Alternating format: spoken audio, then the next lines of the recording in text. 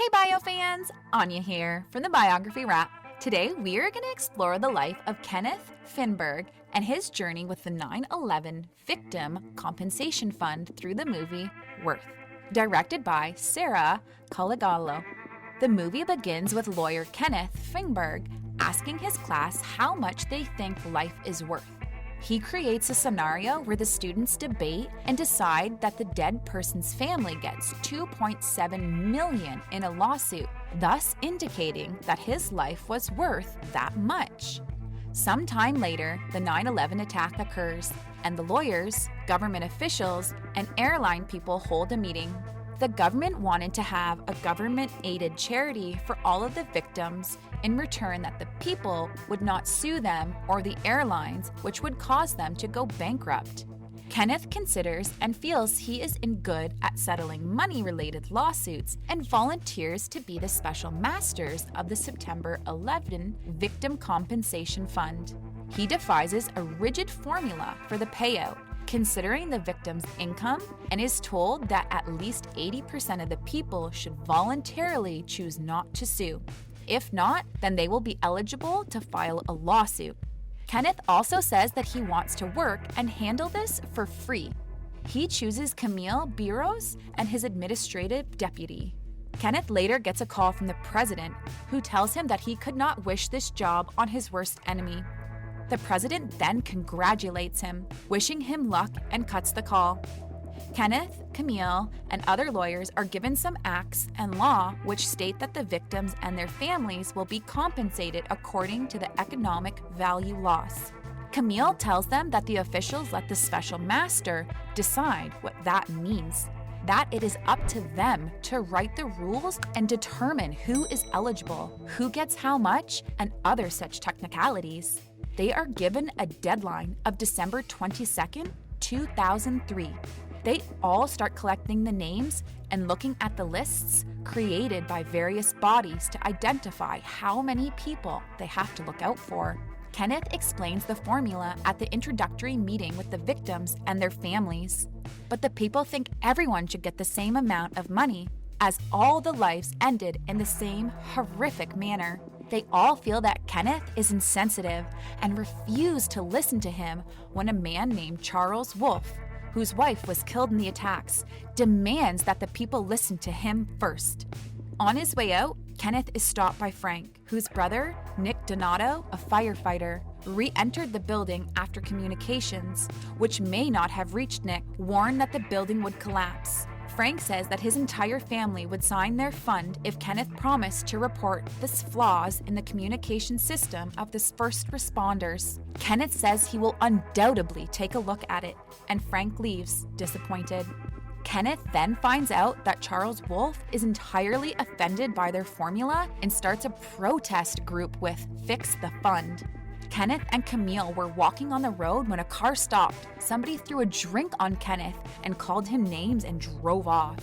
A month later, in January 2002, Camille holds a meeting for the immigrants and tells them that their citizenships or immigration status will not affect their decisions. Camille tells them that they have decided to give a base amount of $200,000 each to all the families that have lost somebody.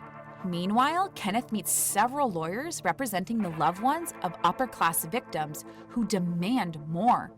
They tell Kenneth that they will seek it through a lawsuit if they don't get the money from the fund. The month is now May, and Kenneth has attracted a small number of people to sign the fund. Camille and his other lawyers hold one-on-one meetings to clarify any doubts that people might have. A mother, ridden with cancer, was asking if she could get the money before the deadline. A girl whose sister was a crew member on one of the planes? Camille gets seriously affected by these stories. She is personally moved by the story of a gay man, Graham Morris, whose partner, whose parents disowned him for being gay, was killed in the attack. He bought a recording of his parents' last words during the attack.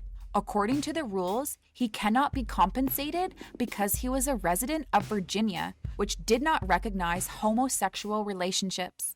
Camille and Priya, another lawyer working with them who was in the towers during the attack but fortunately escaped unharmed, wanted some rules to be broken, but Kenneth was adamant about them. Later, Nick Donato's family comes to talk to him about telling Nick's story. Kenneth and Nick's wife Karen talk about Nick. She tells him about their dreams and plans and breakdowns. She tells him that she doesn't want any money, as no amount of money is worth Nick's life, and she wants them and all the others to stop calling her and asking her to either sign the fund or file a lawsuit or something of this sort. Kenneth is really disturbed by Karen's distraught state. Meanwhile, Camille listens to Graham's partners recording over and over again. The next day, Priya goes to the place where Charles is holding the meeting for the Fix the Fund protest. She tells Charles that she has been following his blog. They then talk about Catherine, Charles' deceased wife, who worked at the same company where Priya was about to start working the same week as the attacks took place. Charles asks what her life would be worth according to Kenneth's formula, and she says it would be less than Catherine's as she was not married. The time went by fast. December arrived, and Kenneth realized they had only been able to secure 12% of the people, which was not even half as many people as required to make the fund successful. Priya tells Kenneth that Charles is getting twice as many visitors on his page daily and has a mailing list of over 7,000 people. She warns him that Charles is a leader and that all these people will file a lawsuit if Charles asks them to. She asks Kenneth to talk to him. Kenneth arranges a meeting with Charles and asks him what he wants. He tells him that they can increase the base funds if necessary, but Charles explains that it's not the money that they're against, it's the formula. They don't want money based on some formula that turns their loved ones into statistics and puts a price tag on their lives. Wolf tells him that he and the people want the rules bent to be compensated equally without any discrimination. A lawyer representing Nick Donato's mistress calls Kenneth to inform him that Nick has 2 illegitimate daughters eligible for compensation. This leads Kenneth to contact Karen and persuade her to sign the fund, which she earlier declined. Camille visits Graham Morris's partner, Tom's parents, who were in denial that Tom was gay, and they thought that Graham was trying to prey on their son. Kenneth meets the lawyer representing the upper-class people, who threaten him that they would have people required to file a lawsuit if he gets Charles on his side. He tells Kenneth to change the rules, all of which will be on his side, and sign the compensation fund. Kenneth goes to a 9/11 tribute where he runs into Charles. Kenneth tells him that he started this mission with the intent of helping his country in the time of need, but has only been able to accumulate 1,100 families with almost 6,000 against him. Kenneth tells Charles that he knows the negatives of the formula, but doesn't know what to do to correct it. Charles tells Kenneth of an old story about how Catherine helped him out of a dark place. He tells Kenneth that his plans has to change for it to work, not because it's not perfect, but because it's not just.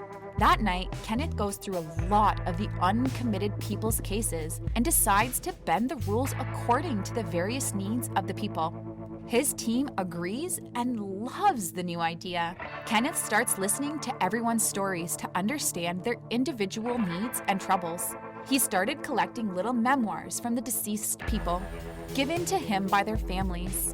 Time flew by and it was December 1st, 2003, with only 36% of the people saying yes to signing the funds. Kenneth talks to Charles and assures him that if people get on board with his plan, he will do everything possible to meet their individual needs. Charles questions whether he can trust him or not.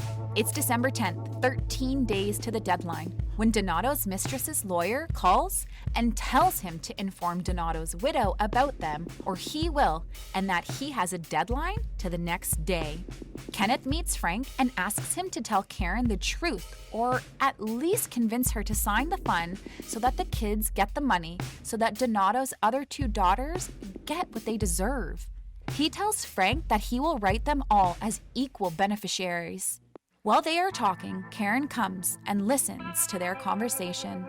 Time went on, and it was December 19th, 5 days from the deadline, and they still only had 57% of the people on their side, as opposed to the 80% required.